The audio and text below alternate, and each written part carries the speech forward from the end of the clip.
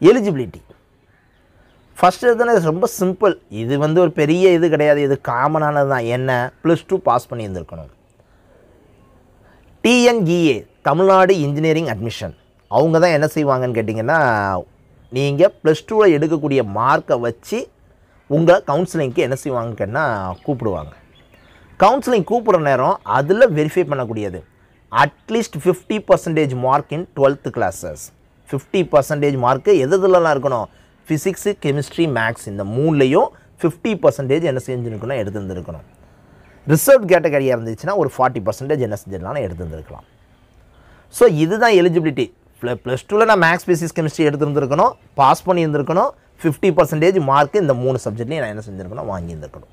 Right, okay. Next என்ன, fees structure. நிறைய பிள்ளைங்களுக்கு பெரிய டவுட்டே, சார் அண்ணா யூனிவர்சிட்டியில் படிக்கணும்னா ஃபீஸ் ரொம்ப இருக்குமா சார்? அண்ணா யூனிவர்சிட்டியில் ஃபீஸ் ரொம்ப இருக்கவே இருக்காது. அங்கே வந்து எப்படின்னு கேட்டால் பியூர் மெரிட் தான். நீங்கள் நல்ல மார்க் எடுத்துருந்தீங்கன்னா அந்த காலேஜில் சேரலாம். நல்ல மார்க் எடுத்திருந்தால் அந்த காலேஜ் ஷுவராக என்ன செஞ்சிடலாம்னா சேர்ந்துடலாம். சரி, ரைட்டு. அங்கே ஃபீஸ் ஸ்ட்ரக்சர் எப்படி சார் இருக்குது? ஆக்சுவலாக இதை வந்து நான் டீட்டெயில்டாக சொல்லலாம் அப்படின்னு நினைக்கிறேன் நான். ஏன்னா நிறைய பிள்ளைங்களுக்கு அது வந்து ரொம்ப அக்யூரேட்டாக தெரியணும்னு ஆசைப்படுவாங்க. ஸோ அதனால் என்னதுன்னா, fees structure regular student and self சப்போர்ட்டிங்கில் படிக்கக்கூடிய ஸ்டூடெண்ட்ஸ் இவங்க ரெண்டுக்குமான ஃபீஸையும் கேட்டகரி வைஸாக சார் சொல்லுவேன். ஃபஸ்ட்டு ஜென்ரல் கேட்டகரியிலேயே, இந்த ஜென்ரல் கேட்டகரியிலேயே தமிழ்நாடு, அதர் ஸ்டேட்டு, என்ஆர்ஐ அதாவது ஃபாரின்லேருந்து படிக்கிறவங்க. அப்புறம் என்ன, தமிழ்நாட்டில் இருக்கிறவங்களுக்கு எவ்வளவு, அதர் ஸ்டேட்லேருந்து வர்றவங்களுக்கு எவ்வளவு, என்ஆர்ஐக்கு எவ்வளவு, எல்லாருக்குமே எவ்வளவு தான் அப்படின்னு கேட்டிங்கன்னா, ஜஸ்ட் டிஃப்ரெண்ட் எவ்வளவுனா 32,000, 27,500 அண்டு 24,300. என்ன சார் அவங்களுக்கு தான் கம்மியாக இருக்கா? என்ன அது என்ன ஒரு ரூலுன்னு தெரிலப்பா சாருக்கு. தமிழ்நாட்டில் இருக்கக்கூடிய ஸ்டூடெண்ட்ஸ்க்கு 32,000, இது ரெகுலரில் படித்தா 32,000, செல்ஃப் ஸ்டடியில் படிச்சிங்கன்னா நீங்கள் எவ்வளோன்னு கேட்டால் 5,000. ஓகேவா? ஃபஸ்ட்டு கிராஜுவேட் ஸ்டூடெண்ட்ஸ்னால் அவங்க வீட்டில் அவங்க அப்பா அம்மா படிச்சிருக்க மாட்டாங்க, அவங்க தாத்தா படிச்சிருக்க மாட்டாங்க, எங்கள் வீட்டில் நான் தான் ஃபஸ்ட்டு டிகிரி அப்படின்னு இருந்துச்சுன்னா ஃபஸ்ட்டு கிராஜுவேட் ஸ்டூடெண்ட்டுக்குனே ஒரு ஃபீஸ் வந்து என்ன செய்கிறாங்கன்னா அவைலபிளாக இருக்குது. எவ்வளவு அப்படின்னு கேட்டிங்கன்னா ஜஸ்ட் 26,000 பெர் இயரே. எவ்வளவு தான் கேட்டிங்கன்னா 26,000 தான். SC/ST category 26,000. டிஃப்ரெண்ட் ஏபிள் ஸ்டூடெண்ட்ஸுங்கிறது எவ்வளவுன்னு கேட்டிங்கன்னா ஜஸ்ட் 11,900 ஒன்லி.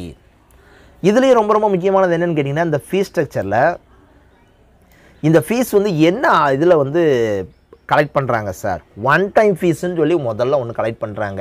இது வந்து நீங்கள் அட்மிஷன் போடுற நேரமே உள்ளது ஃபீஸு. இதை வந்து நான் சார் வந்து அடுத்த இந்த ஃபீஸ் ஸ்ட்ரக்சரில் அது ஃபுல்லாக டீட்டெயிலாக சொல்லுவேன். நெக்ஸ்ட் என்னன்னு கேட்டால் காஷன் டெபாசிட். இது வந்து என்னன்னு கேட்டால் ரீஃபண்டபிள். சில ஸ்டூடெண்ட்ஸ் என்ன செய்வாங்கன்னா அட்மிஷன் போடுவாங்க, அட்மிஷன் போட்டதுக்கப்புறம் என்ன செய்வோன்னு கேட்டால் சரி நம்ம வேறு காலேஜ் சேருவோம் அப்படின்னு முடிவு பண்ணிடுவாங்க. ஸோ அதை பே பண்ண அமௌண்ட்டை ரீஃபண்டபிள் பண்ணுவாங்களா சார்? காஷன் டெபாசிட்டை மட்டும் என்ன செய்யணும்னா ரீஃபண்டபிளாக இருக்கும்.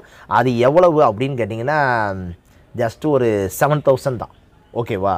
நெக்ஸ்ட்டு வந்து என்னதுன்னு கேட்டால் செமஸ்டர் ஃபீஸ். இது நீங்கள் எவ்ரி செமஸ்டர் நீங்கள் கட்ட வேண்டிய ஃபீஸ். அப்படின்னா என்ன அர்த்தம்னு கேட்டிங்கன்னா, ஃபஸ்ட் டைம் கட்டுறது தான் அந்த 26,000, அதுக்கப்புறம் நீங்கள் செமஸ்டர் ஃபீஸ் மட்டும்தான் கட்டுவீங்க.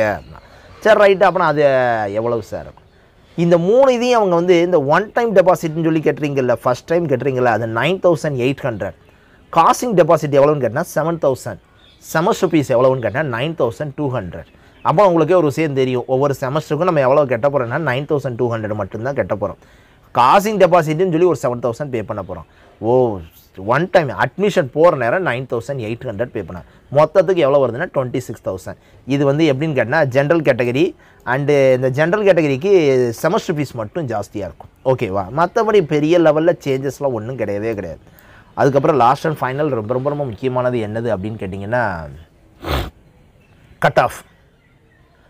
இன்ஜினியரிங் படிக்கணும்னு ஆசைப்பட்றாங்க, அண்ணா யூனிவர்சிட்டியில் படிக்கணும்னு ஆசைப்பட்றாங்க. அதை விட ரொம்ப ரொம்ப முக்கியமானது என்னதுன்னு கேட்டால் அழகப்பா காலேஜ் ஆஃப் டெக்னாலஜியில் படிக்கணும்னு ஆசைப்பட்றாங்க. அப்புறம் எனக்கு என்னது இருக்கணும்னு கேட்டிங்கன்னா மேத்ஸ், ஃபிசிக்ஸ், கெமிஸ்ட்ரியில் எனக்கு கட் ஆஃப் வந்து எவ்வளவு இருக்கணும் அப்படின்னு பார்த்தீங்கன்னா கட்டாயம் ஸ்டார்டிங் 195.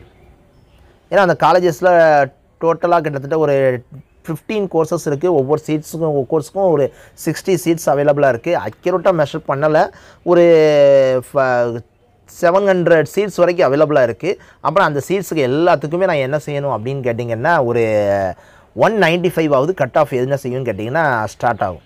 195ல ஸ்டார்ட் ஆச்சுன்னா எவ்வளோ சார் க்ளோஸ் ஆகும்? அது இயர் பை இயர் என்ன செஞ்சுட்டே இருக்குன்னா மாறிக்கிட்டே இருக்கும்.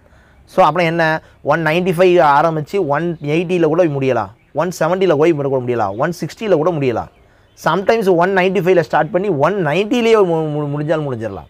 ஸோ ஏன்னா அந்த கட் ஆஃப்ங்கிறது 195 இப்போ 194.75, 194.50, 194.25, 194 அப்படின்னு கட் ஆஃப் என்ன செஞ்சுட்டே வரும்னா குறைஞ்சிக்கிட்டே வரும்.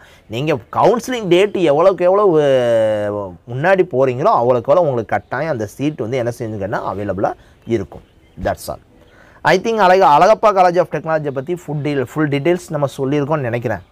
ஏன்னு கேட்டிங்கன்னா சார் வந்து கோர்சஸ் எல்லாமே சொல்லியிருக்கேன், ஃபீஸ் எல்லாமே வந்து டீட்டெயிலாக சொல்லியிருக்கேன், last and final cut off எவ்வளோ எடுக்கணும்னு சொல்லியிருக்கோம், அந்த காலேஜினுடைய ஹிஸ்ட்ரியும் என்ன செஞ்சுருக்கோன்னா சொல்லியிருக்கோம். If you like this video, இந்த வீடியோ உங்களுக்கு ரொம்ப பிடிச்சிருந்ததுன்னா மறக்காமல் என்ன செய்யுங்கன்னு கேட்டால் லைக் பண்ணுங்கள், உங்கள் ஃப்ரெண்ட்ஸ்க்கு எல்லாத்துக்குமே ஷேர் பண்ணுங்கள், மறக்காமல் நம்ம சேனலை சப்ஸ்கிரைப் பண்ணுங்கள். Thank you very much.